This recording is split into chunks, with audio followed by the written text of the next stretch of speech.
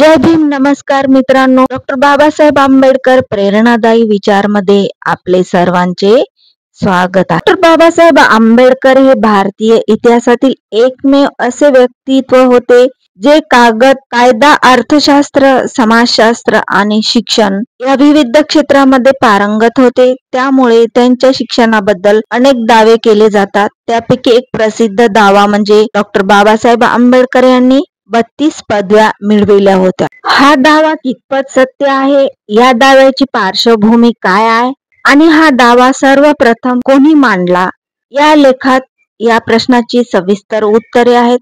त्यामुळे हा लेख काळजीपूर्वक वाचावा. डॉक्टर बाबासाहेब आंबेडकरांनी 8 किंवा 9 शैक्षणिक पदव्या मिळविल्या होत्या.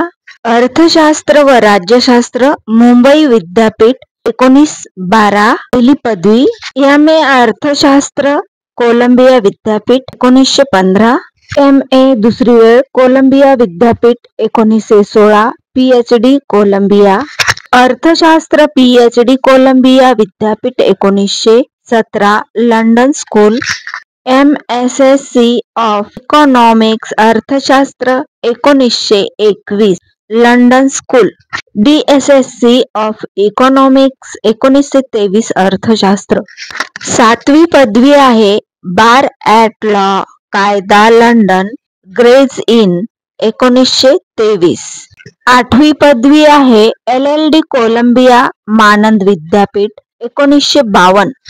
9वी पदवी आहे डिलीट उस्मानिया मानद विद्यापीठ 1953. बाबासाहेबांनी 8 किंवा 9 पदव्या मिळविल्या. त्यांच्याकडे MA PhD, MSSC, DSSC, bar at law, LLD, delete अशा उच्च पदव्या होत्या. त्यांचे विद्वत्ता आणि ज्ञान अफाट होते. बाबासाहेबांची विद्वत्ता आणि बौद्धिक क्षमता जगात अद्वितीय होती. त्यांच्या काळातील सर्वात शिक्षित भारतीय व्यक्ती म्हणून ओळखले जात. BBCच्या एका बातमीनुसार डॉक्टर बाबासाहेब आंबेडकर हे त्यांच्या काळातील जगातील सर्वात शिक्षित राजकारणी होते.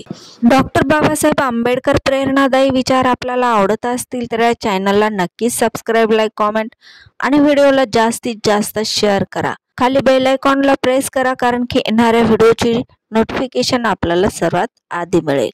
थँक्यू. धन्यवाद.